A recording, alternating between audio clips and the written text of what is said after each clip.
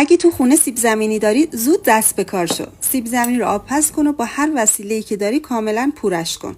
حالا بهش جعفری ساتوری شده، نمک و فلفل و ادویه و پودر نشاسته اضافه کن و خوب مخلوطشون کن.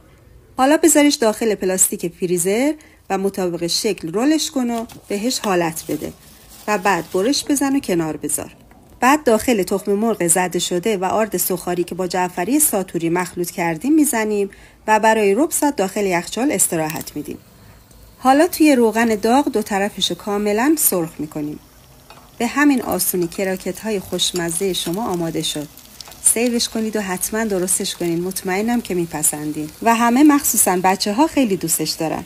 دوست عزیزم اگه از هشتگ یا اکسپلور این ویدیو رو میبینی ممنون میشم یه سر به پیجم هم بزنی.